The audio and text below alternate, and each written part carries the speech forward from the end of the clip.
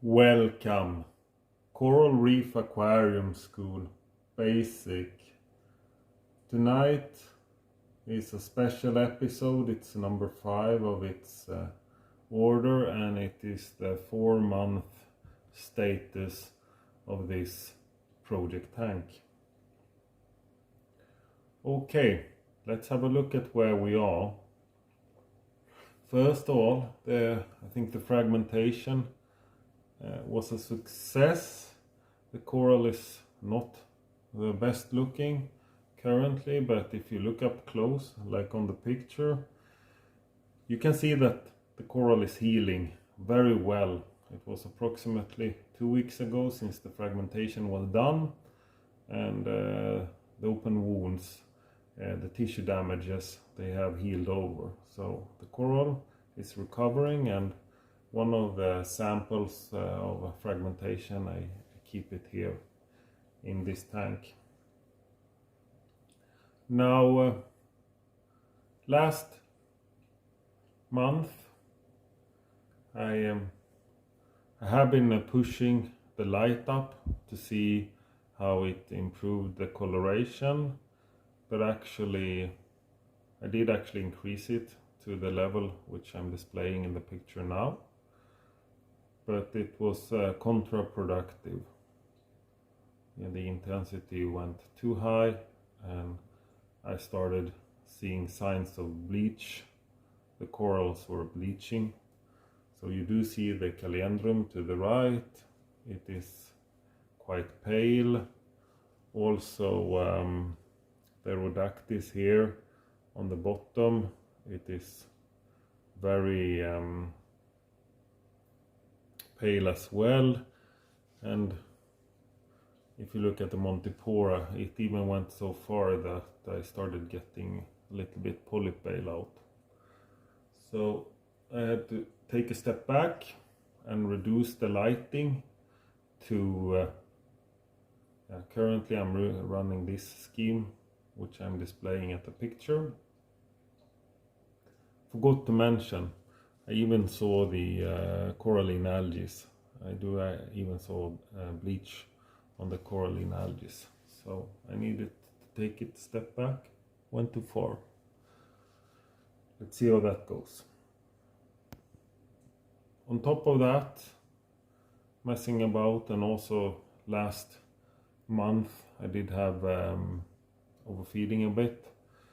I have got green hair algae on one area, and that's my actually now it's not just one of the hermit crab that suffered the consequences of the vicious hermit crab. So now I lost 2, so now we're down to 1 hermit crab in the tank, and that is too little. So probably I will put the vicious hermit crab in the filtration area where I have some rocks, and then I'm going to introduce two more fresh hermit crabs in the display to keep it clean. Now that I get the hair algae, yeah, why do I get it? I think probably I have some weight fluctuations on the nutrition level in the tank, and as 2 of the hermit crab, they died off. And then also I think if I had had a skimmer now, I would like to have had a skimmer now, I would have had a little bit lower or more stable nutritional values in this tank. So yeah, it is getting about time to address the skimmer issue here. Other than that, yeah, I've done some maintenance to cables. I've attached the cable over the stream pump with some attachments, and then I also did do some ventilation hole for vapor or moisture in the automatic feeder, the tray for the automatic feeder. I'll show you a picture of it so you can see this reduces the condensation on the side of the acrylic plastic, and by that it reduces the problem I have with moisture in the feeder.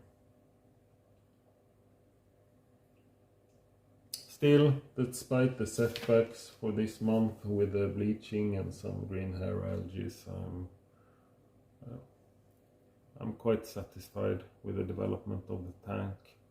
It is doing good, the maintenance is working, fish are doing well, so all in all good results. But what is important, I mean, what I display on the green hair algae, for instance, it's not a lot.